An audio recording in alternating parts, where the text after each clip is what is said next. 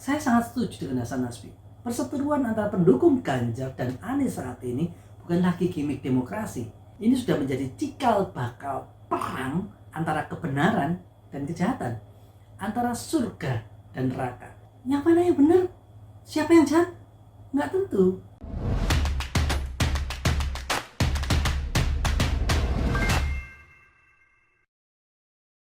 Sebaiknya Ganjar Pranowo tidak usah jadi capres. Mending buat saja. Anda tidak salah dengar. Saya ini pendukung Jokowi 2 periode. Tapi saya tidak setuju Ganjar jadi capres di tahun 2024. Kenapa Kak Kuli? Orang usah suwen. Tak perlu lama-lama sama Kuli. Ayo, kita. Seperti biasa untuk mengawali video saya mulai dengan 2 hal penting.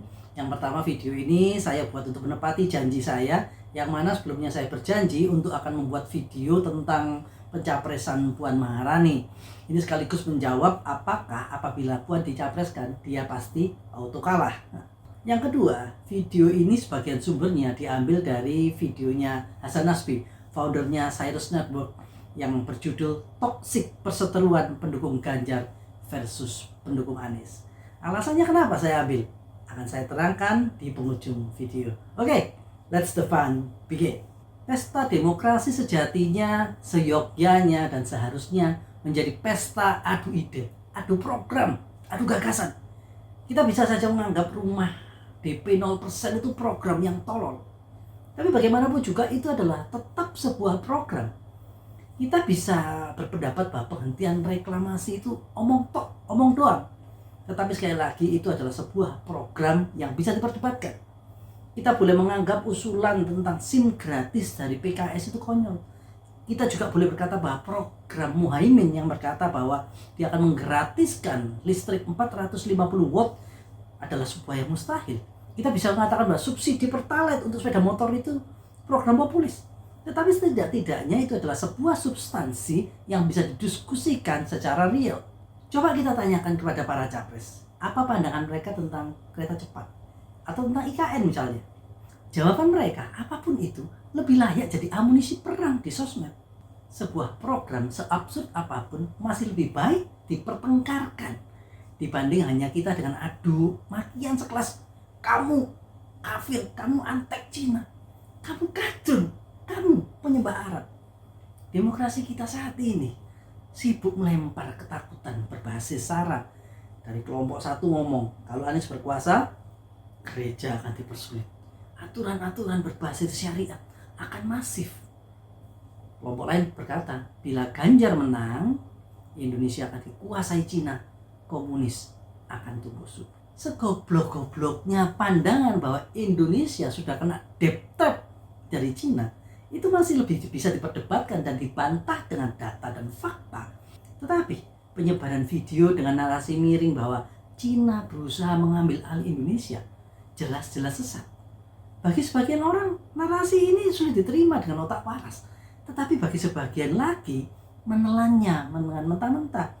Lah, kalau kampanyenya pakai yang cara gini, kualitasnya ya jadi rendah. Apa sih? Cilakanya. Dari hasil survei, pemilih rasional di Indonesia jumlahnya cuma sekitaran 10% saja. Sisanya memilih berdasarkan sosoknya. Sebagian lagi dari kedekatan emosional. Ya cari yang santun lah, yang merakyat lah, yang berwibawa lah, yang baik budinya. Segala sesuatu yang penilaiannya itu abstrak gitu loh. Gak iso dicekel gitu loh. Nggak gaduh kalau sama ilmu statistika. Tidak bisa diterangkan dan diterongkan dengan logika. Semuanya cuma pakai rasa gitu. Dan sialnya lagi, rasa dan emosi yang paling gampang dipermainkan adalah fear, ketakutan. Harus diakui kiblat demokrasi kita itu Amerika. Mulai dari pilpres langsung, pilkada langsung. Bahkan yang kita juga mencontek itu adalah pemilihan DPD, Dewan Perwakilan Daerah. Persoalannya memang PDPD itu sekarang malah tugas dan fungsinya malah membingungkan. Tapi itu soal lain. Kita bahas ben-ben aja. Kapan-kapan. Unfortunately, demokrasi Amerika rupanya juga sedang goncang. Seperti yang saya bahas di video saya sebelumnya, Obama sempat diterpa isu rasial juga. Walaupun akhirnya berhasil diredam. Salah satunya oleh John McCain. Masalahnya waktu Donald Trump bertarung melawan Hillary, Donald Trump dan timnya tentunya ya, malah sibuk mengangkat isu-isu rasisme dan agama. Donald Trump, seorang bajingan yang tidak diperhitungkan, di luar dugaan berhasil mengangguli lawannya dan sukses mengangkangi Gedung Putih. Gilanya, kemenangan itu harus dibayar dengan rusaknya tatanan demokrasi di Amerika. Kebencian dan sara kembali marak di negeri Paman Sam ini. Salah satunya kita bisa saksikan lah kalau kita lihat-lihat di media bahwa banyak kekerasan yang dilakukan terhadap orang-orang Asia. Baik itu yang Chinese, baik itu yang Timur Tengah, bahkan sampai orang-orang India. Ini miris banget. Negara yang dulunya jadi kiblat demokrasi, kini terdegradasi. Yang paling lucu tentu pertunjukan kebodohan ala Indonesia yang ditandai dengan pengumuman darurat militer oleh Donald Trump yang menganggap bahwa pemilu curang. Lalu dipuncaki dengan serbuan ratusan pendukung Donald Trump ke gedung Capitol karena mereka tidak terima dengan hasil pemilu. Bangsa Indonesia sekarang sedang terkoyak. Diawali dengan pemilu 2014, dipicu oleh pilkada DKI tahun 2017, lalu diamplifikasi pada pemilu tahun 2019.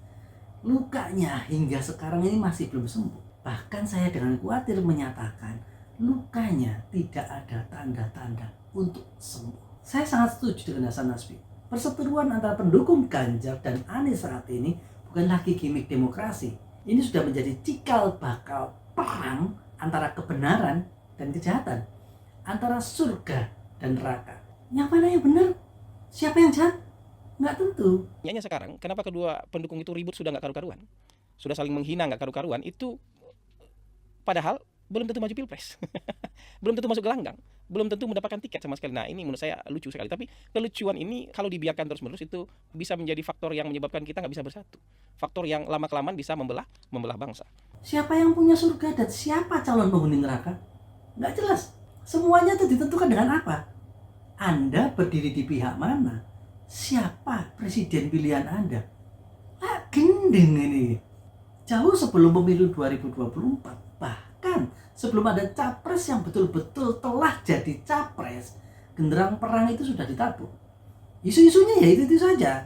Soal PKI, soal Arab, pribumi, antek Cina, ditambah amunisi baru yang katanya ini seperti ada utang luar negeri, resesi, kebakaran, bencana alam, hingga IKN.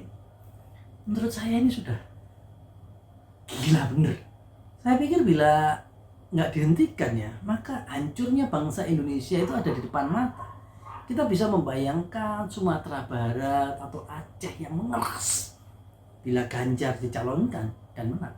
Kita mungkin bisa memproyeksikan bahwa Papua, Bali, atau NTT bisa juga melakukan hal yang sama bila terjadi skenario yang sebaliknya. Ya, saya berharap saya salah. Kita ya sebagai rakyat jelantah ya, nggak bisa banyak berbuat sesuatu karena sesungguhnya yang mempunyai tiket pencapresan ya mereka-mereka yang duduk menjadi wakil kita di DPR.